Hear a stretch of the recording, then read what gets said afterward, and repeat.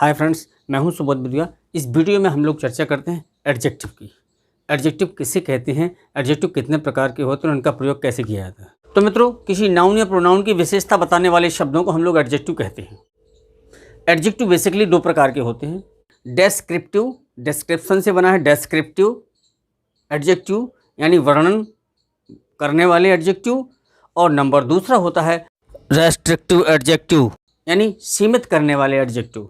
तो मित्रों, आपका जो डेस्क्रिप्टिव एडजेक्टिव है उसके अंतर्गत ये दो आते हैं, प्रॉपर एडजेक्टिव और एडजेक्टिव ऑफ क्वालिटी। बकाया शेष आपके रेस्ट्रिक्टिव एडजेक्टिव के अंतर्गत आते हैं। चलिए मित्रों, एक एक करके देखते हैं। पहला है प्रॉपर एडजेक्टिव। प्रॉपर एडजेक्टिव का मतलब हो गया है व्यक्तिवाचक विशेषण।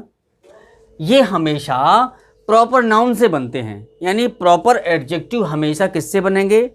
व्यक्तिवाचक संज्ञा, प्रॉपर नाउन से बनेंगे, और ये नाउन की पहले प्रयोग होंगे, इसलिए ये प्रॉपर एडजेक्टिव कहलाएंगे। जैसे देखें, आई मेट इंग्लिश पीपल, मैं इंग्लिश पीपल से मिला।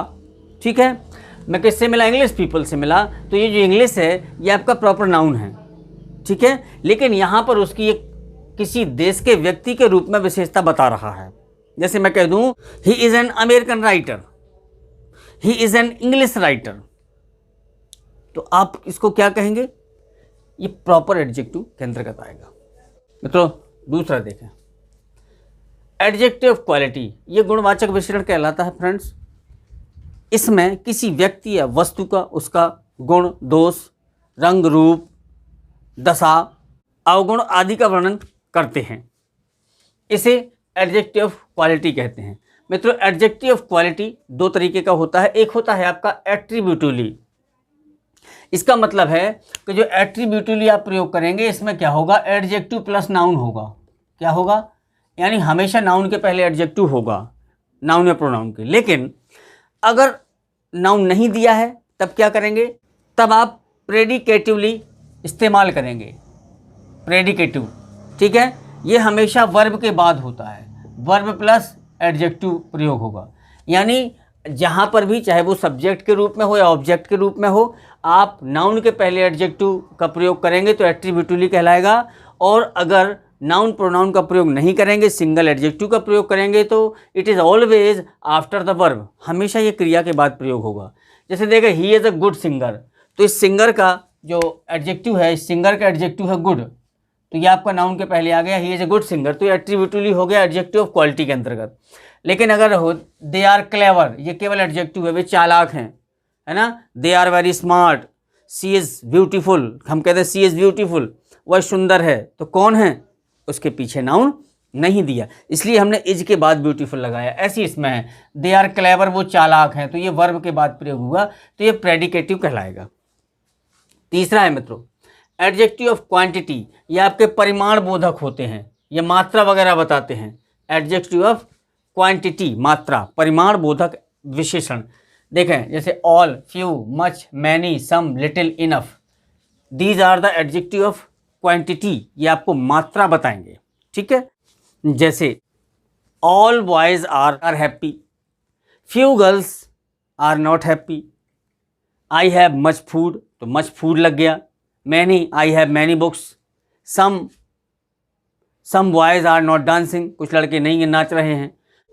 तो कहने का मतलब, एडजेक्टिव ऑफ क्वांटिटी कि जो भी वर्ड हैं उनके साथ हमेशा नाउन का प्रयोग होता है, तभी वो एडजेक्टिव ऑफ क्वांटिटी कहलाएंगे। Next, demonstrative adjective. Demonstrative adjective को कहते हैं, डेमोन्स्ट्रेटिव मीन्स संकेतवाचक विशेषण है। ये संकेतवाचक विशेषण के अंतर्गत आपका दिस, दैट, दीज, दोज आता है। जैसे हम लोगों ने डेमोन्स्ट्रेटिव प्रोनाउन पढ़े थे कि उसके अंतर्गत भी दिस, दैट, दीज, दोज आता था। तो मित्रों, दिस एक वचन है तो दीज उसका बहुवचन है, दैट एक वचन है तो उसका बहुवचन यानी प्लूरल दोज है। मित्रों, दिस का प्रयोग नज़दीक वस्तु की ओर संकेत करने के लिए होता है और दैट का दूर के लिए। ये आप लोगों ने पढ़ा था आपके डेमोन्स्ट्रेटिव प्रोनाउन के अंतर्गत। लेकिन but we are discussing about demonstrative adjective. Okay friends, तो इसका देखें, दिस बुक इज़ गुड, यह किताब अच्छी है। अब देखना, दिस बुक इज गुड यानी इसका ये नाउन है, इसके पहले दिस आ गया तो ये आपका डेमोन्स्ट्रेटिव एडजेक्टिव कहलाया। अगर हम कहते this is a good book तो क्या ये दिस एडजेक्टिव होता?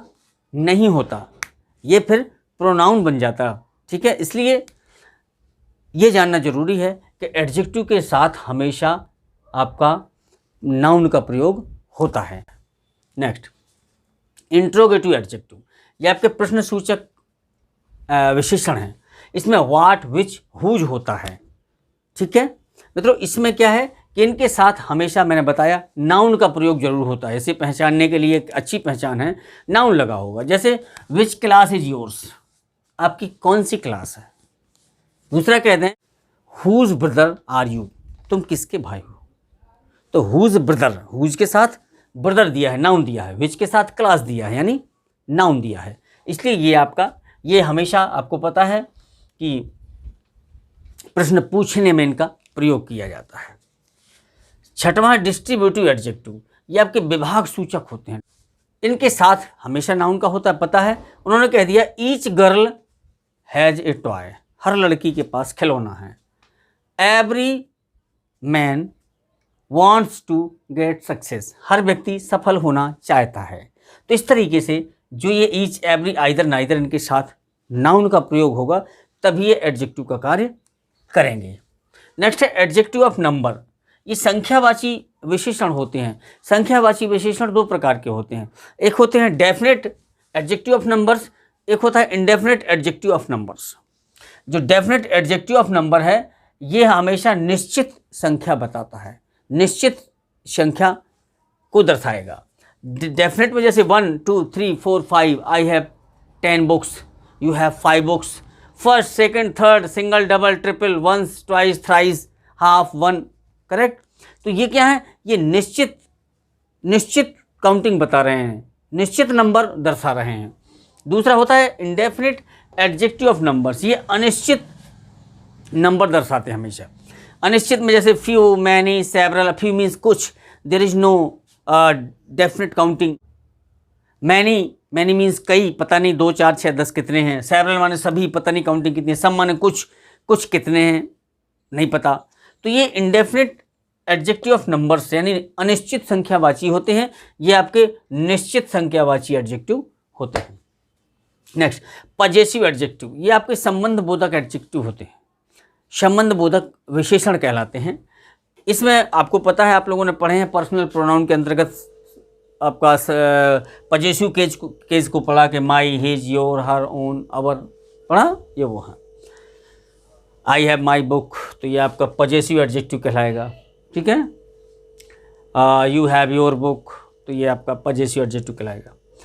नेक्स्ट है एम्फेसाइजिंग एडजेक्टिव, ये प्रभाव बोधक होते हैं। ये केवल ऐसे 2 शब्द हैं जो अपना प्रभाव बताते हैं। ठीक है फ्रेंड्स, ये हमेशा अपना प्रभाव डालेंगे। जैसे हम कहते हैं कि he is his own master, अब देखना जरा, वह अपना खुद का मालिक है। अगर कहते ही इज हिज मास्टर तो हिज कहलाता। अगर हम कहते ही इज हिज मास्टर, इसका नाम ना लेते ही इज हिज मास्टर, तो कहलाता पजेसिव एडजेक्टिव में हिज हो जाता। लेकिन हमने कहा he is his own master, ये पूरा हो गया। तो ये जो वर्ड है ओन मास्टर, ये आपका एम्फेसाइजिंग एडजेक्टिव के अंतर्गत आया, यानी वो अपना प्रभाव जमा रहा है कि वो स्वयं का मालिक है। लास्ट है एक्सक्लेमेटरी एडजेक्टिव, इसके अंतर्गत केवल वाट आता है। जैसे एक्सक्लेमेटरी प्रोनाउन में भी पढ़ा था ना वाट, इसी प्रकार एक्सक्लेमेटरी एडजेक्टिव के अंदर केवल वाट आता है, इसके साथ नाउन आता है। मैं बार बार कह रहा हूँ कि एडजेक्टिव हमेशा नाउन या प्रोनाउन के पहले प्रयोग होता है। केवल यदि नाउन सब्जेक्ट के रूप में और उसका कोई एडजेक्टिव, सिंगल एडजेक्टिव दिया है, तो वो वर्ब के बाद आता है। यहाँ मैंने बताया था कि एक एट्रीब्यूटिवली होता है, दूसरा प्रेडिकेटिव होता है। अगर वो प्रेडिकेटिव एडजेक्टिव है तो आई थिंक दैट वो अकेले आ सकता है। अगर प्रेडिकेटिव एडजेक्टिव नहीं है तो वो डेफिनेटली नाउन के पहले ही आएगा। जैसे देखें इसमें वाट दिया, मैंने कहा वाट अ मिस्टेक इट इज़, ये क्या गलती है, वाट अ मिस्टेक। देखिए ज़रा गौर करें, ये वाट के साथ अ मिस्टेक आया है, अर्थात ये एडजेक्टिव का कार्य करेगा, वो भी कौन सा, एक्सक्लेमेटरी एडजेक्टिव, और इसके बाद तत्काल नाउन का प्रयोग हुआ है। तो फ्रेंड्स, ये आपका था एडजेक्टिव का डिस्क्रिप्शन जो हम लोगों ने पढ़ा। अब हम लोग मिलते हैं, चूँकि एडजेक्टिव के 3 रूप होते हैं, positive, superlative, comparative, the adjective of comparison. मिलते हैं नेक्स्ट वीडियो में। नमस्कार।